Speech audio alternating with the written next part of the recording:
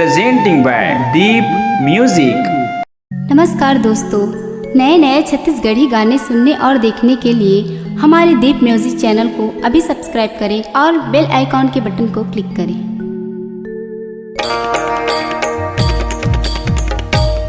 गोरी तोर जवानी वो मोला बनाई दीवाना, रानी तोर जवानी वो मोला बनाई दीवाना। मैं अटल कुंवारी रे बोल नहीं कोनो दीवाना, मैं अटल कुंवारी रे बोल नहीं कोनो दीवाना। रह नहीं सका तोर बिना वो,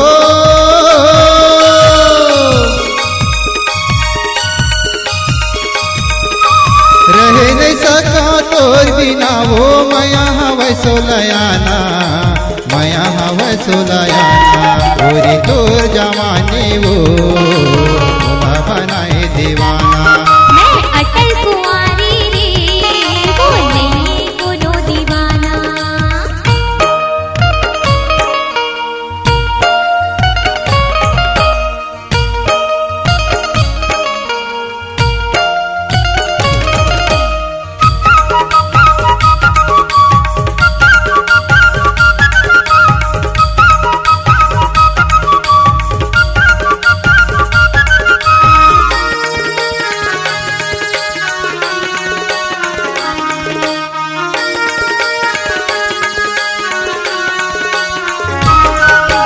तोर पेशन माँ दुनिया मोहा के हिरनी जैसे चाल तोर। लहुट पहुट के मारे नजरिया चेत जागे मान मोर। लहुट पहुट के मारे नजरिया चेत जागे मान मोर।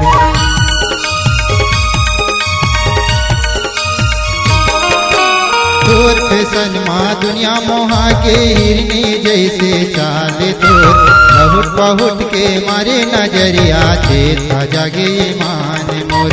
लहुट पहुट के मारे नजरिया चेत जागे मान मोर। चंदा जैसे तोर चेहरा गोई,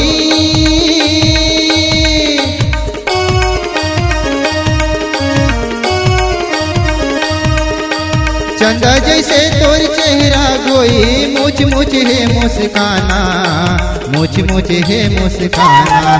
गोरी तोर जवानी वो मोला बनाए दीवाना। मैं अटल कुंवारी रे बोल नहीं कोनो दीवाना।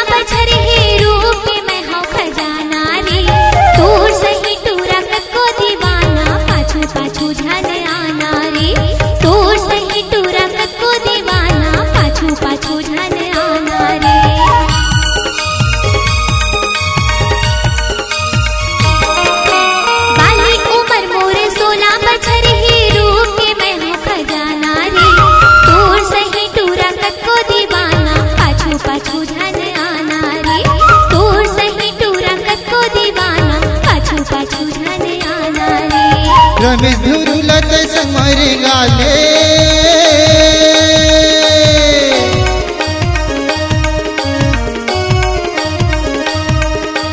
रमेश धुरुलत संवर गाले। पाछू पर ही पछताना, पाछू पर ही पछताना। गोरी तोर जवानी वो मोला बनाए दीवाना। मैं अटल कुंवारी रे बोल नहीं कोनो दीवाना। रह नहीं सका तोर बिना वो,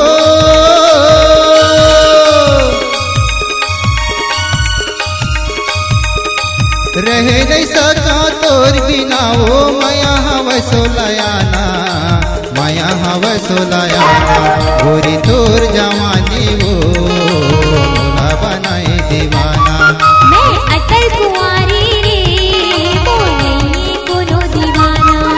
देखी तोर जवानी वो मोला बनाई दीवाना। मैं अटल कुंवारी रे मोर नहीं कोनो दीवाना।